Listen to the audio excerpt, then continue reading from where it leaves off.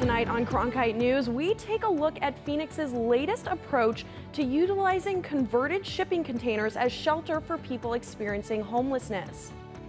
Plus, why some lawmakers are critical of a Smithsonian Museum exhibit featuring Hispanic American history. Valley veterans make use of new benefits provided by the government. Plus, the breakthrough way to treat those who've been overheating from the heat, developed by a local doctor. Good evening and welcome to Cronkite News. I'm Crystal Stone. And I'm Shai Gara. Thank you for joining us. Arizona veterans are taking advantage of expanded health care eligibility for veterans of the Vietnam War, the Gulf War, and post-9/11 eras.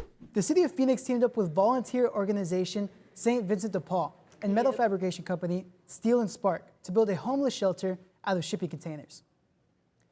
This will stand as the city's first X-wing structure, or a residence in the shape of an X, made from 4 40-foot shipping containers with 16 units, intended to house up to 20 people experiencing homelessness.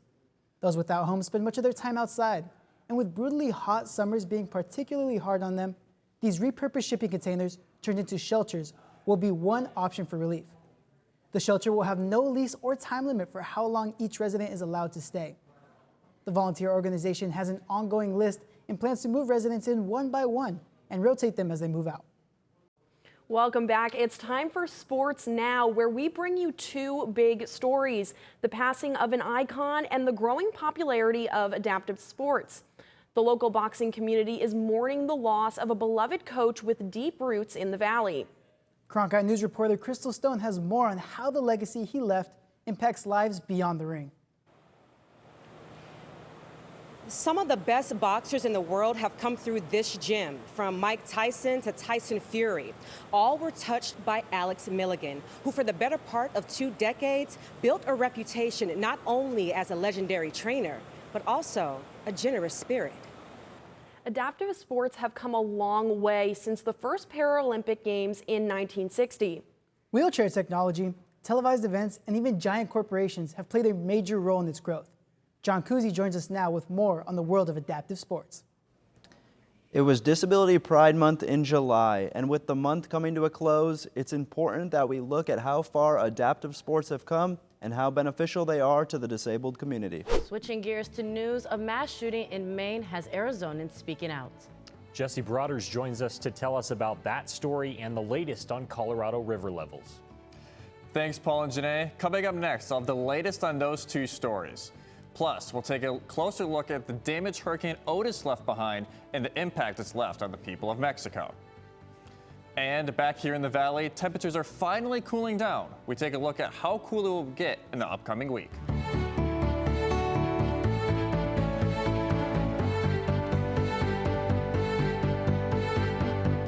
I'm Jesse Broaders, and here are the latest headlines. A suspect is still at large in the fatal shooting that has left the entire state of Maine in fear. A U.S. Army reservist, who authorities say killed at least 18 people and wounded 13 in a mass shooting at a bowling alley and a bar, caused tense panic across the state. Former Arizona Representative Gabby Giffords said in a post on X, quote, "It doesn't have to be this way and it shouldn't be this way. Entire communities shouldn't have to live in fear of an active shooting." Giffords, who is a victim of a mass shooting herself, was wounded in an attack at the Tucson supermarket in 2011 that left 6 dead and wounded 18 others. And at least 27 people were killed during a devastating hurricane that hit Mexico earlier this week. The Mexican government deployed the military to help with cleanup and recovery efforts in the area near Acapulco. Hurricane Otis hit Mexico's Pacific coast on Tuesday, quickly growing from a tropical storm to a Category 5 monster. Winds, rain, and storm surge created widespread flooding and mudslides. Mexico's president says the hurricane blew down every power pole in the city, leaving most of the 1 million residents without electricity. We are looking at fall-like weather here in Arizona, just in time for the Fall Classic. Evan Reiser joins us from the Weather Center with the forecast. Okay, as we take a look at tonight, we can see it sit around 80 degrees right now, but it will get into the mid-70s as we get later into the evening. And while we've had a few dry months recently, it seems conservation and an unusually wet winter really helped Colorado river levels. Federal officials announced yesterday that water levels in Lake Powell and Lake Mead are no longer at risk of reaching critically low levels. This means plans by western states and Native American tribes to voluntarily reduce water usage should be enough to keep the Colorado River Basin stable. This is a big change from the summer of 2022 when the federal government warned of a crisis and threatened forced cuts. California made up more than half of the water savings. Arizona is on track to use about 1/3 less water than it's allowed. The bipartisan infrastructure law set aside $13 billion for tribes, and the Inflation Reduction Act dedicated hundreds of millions to Indian country. But tribal leaders told lawmakers this week the red tape is making it hard for them to access that funding. Our Renee Romo reports from the Washington Bureau.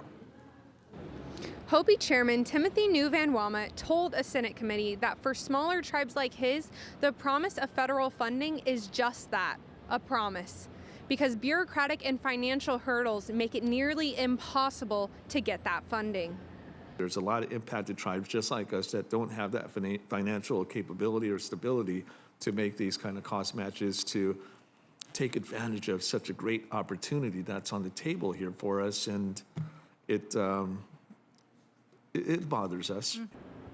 New Van Wama said the tribe asked the Energy Department 4 months ago to waive the $10 million match for its project, but did not hear back until last week when it heard that he was called to testify at Wednesday's roundtable. The waiver was denied. In Washington, Renee Romo, Cronkite News. Food and beverage workers at the Phoenix Sky Harbor International Airport walked out on strike yesterday morning. The picketers, who are represented by Unite Here Local 11, have been in a contract dispute with the company contracted by the city of Phoenix to run concessions at the airport. Cooks, bartenders, and cashiers were among the workers that voted to strike. Restaurants impacted include Dunkin' Donuts, Pita Jungle, and Matt's Big Breakfast. Also in strike news, the United Auto Workers Union reached a tentative agreement with Ford that could potentially lead to ending the nearly 6-week-old strikes against Detroit automakers. UAW Vice President Chuck Browning, the chief negotiator with Ford, said workers will receive a 25% general wage increase alongside cost of living raises that will place the pay increase to over 30%. The 4-year Ford deal may set the pattern for agreements with General Motors and Jeep maker Stellantis, the other two automakers, where workers still remain on strike. UAW called for all workers at Ford to return to work and said it will place pressure on GM and Stellantis to bargain.